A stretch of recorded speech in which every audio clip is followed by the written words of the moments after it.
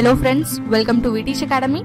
Today in this presentation, we are going to solve an example on mathematical induction.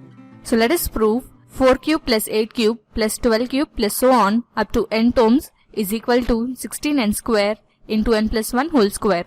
So here we have the series 4, 8, 12 so on are in arithmetic progressions. Now let us recall the formula. We know that if a, b, c are in AP, then the common difference, which is represented by D, is given by T2 minus T1, which is nothing but B, and T1 is the first term, which is nothing but A. So we get here B minus A. So first let us find the common difference. By comparing here, we get the value of A as 4 and the common difference D would be 8 minus 4, that implies we get 4. So in order to find the nth term of the series, we have the formula A plus n minus 1 into D. So let us replace the values of n and D. So on substituting, we get 4 plus n minus 1 into D, which is nothing but here 4. So this would come as 4 plus 4 into n is 4n minus 4. So we can cancel over plus 4 and minus 4. Then we get here nth term as 4n. So according to the given example, the nth term of the series would come as 4n whole cube.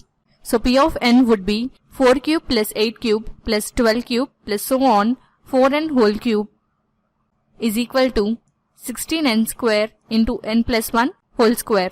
And now let us consider this as equation 1. And now here begins the principle of mathematical induction. So first let us prove P of 1 is true. So in order to prove that, let us substitute n is equal to 1. So we have the LHS term as 4n whole cube. So by substituting here n is equal to 1, we get 4 cube into 1 cube. So we know the value of 4 cube, which is nothing but 64. Now let us substitute n is equal to 1 on the RHS side. We have here 16n square into n plus 1 whole square. On substituting, we get 16 into 1 whole square into 1 plus 1 whole square. That implies we get here 16 into 1 plus 1 whole square would come as 2 square, which is nothing but 4. And by multiplying 16 and 4, we get 64. Therefore, LHS is equal to RHS. And we can conclude that P of 1 is true.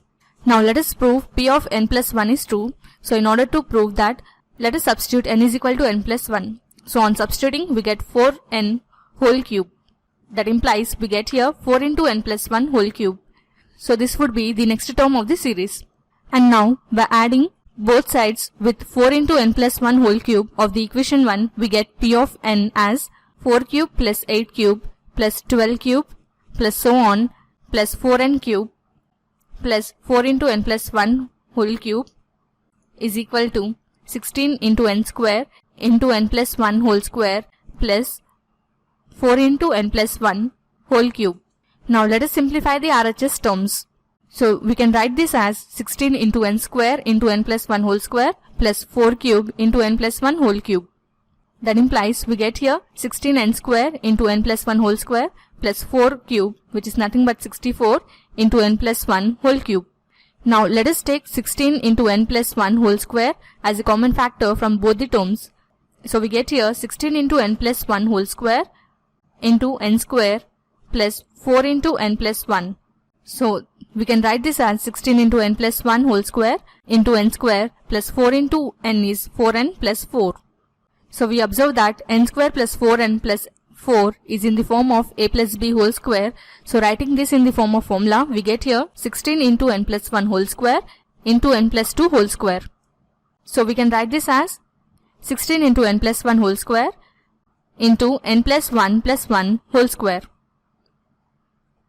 So therefore, we can conclude that P of n plus 1 is true for all n belongs to natural numbers. So this was a basic introduction on how to solve an example on mathematical induction. Hope you understood the concept. Do like and subscribe to vteachacademy.com. Thanks for watching. Have a nice day.